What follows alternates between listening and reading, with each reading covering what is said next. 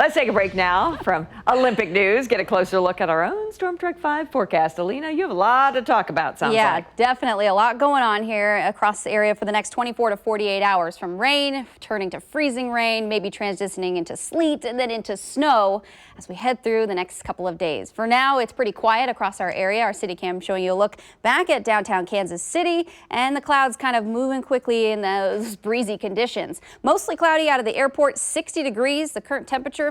Southwest wind up to 24 miles per hour. And we get that wind out of the southwest, that's a warming flow, which is why we're seeing those above normal temperatures. In fact, we're closer to about 20 degrees above average for this time of year. It is January. 61 degrees in Harrisonville, 59 in Warrensburg, upper 50s even in Maryville. Still under a wind advisory again for those areas highlighted in tan here. Wind has gusted as high as 50 miles per hour. You can see still up to 52 in St. Joseph, 43 for Kansas City, 32 in Paola. Latest gusts out of Olathe up to 31. Even Atchison seeing some pretty gusty wind, closer to 48 miles per hour. So if you're walking your dog today, you may want to hold tight to those little pups, especially like Cinnamon here. Emily and Cinnamon in their matching sweaters. Definitely need the sweater for those pups this weekend when the temperatures turn much colder. We're talking 60s today, back in the upper 40s by this evening, and steadily staying into the 30s overnight. But I think we'll be above freezing tomorrow, which is why we're expecting plain rain to start off with.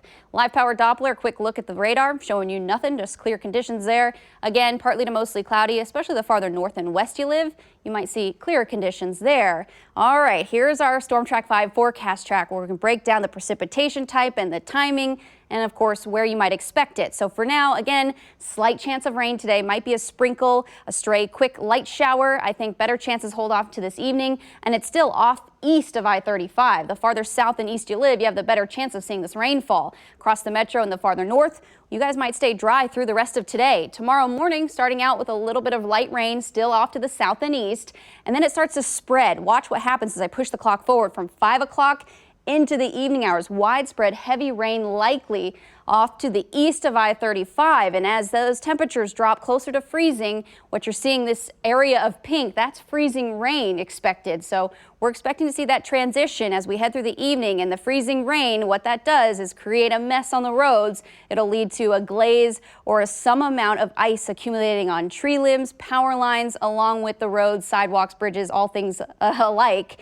So this is what's going to create the issues out there if you are traveling. Now, once we get into the overnight hours into early Saturday, the freezing rain should transition into some amount of sleet, potentially seeing a quick change overall into snow, and then the snow showers continue from Saturday early afternoon heading into 5, 6 o'clock. And then this is long gone by the evening hours. So we have quite a bit to worry about, including the flash flooding threat, which is down to our south and east. A flash flood watch in effect for those communities, where you'll notice the higher totals will lay. As you can see, maybe up to 3 inches possible in those spots. The farther north and west you live, the lower the rain totals will be. I think the ice accumulating will be the biggest threat, along with snow on top of any glaze of ice. Right now, it looks like we can see between 1/10 to 1/4 of an inch. Once all is said and done, maybe 2 to 5 inches of snow. And all this will lead to slick, snow-packed roads, along with those isolated to scattered power outages. So those are the biggest impacts we're expecting, and that is why our Security Bank 7-day forecast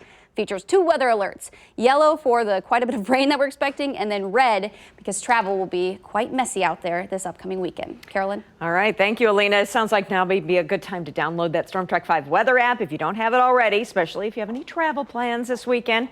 Download it today. It is free on your phone or your tablet.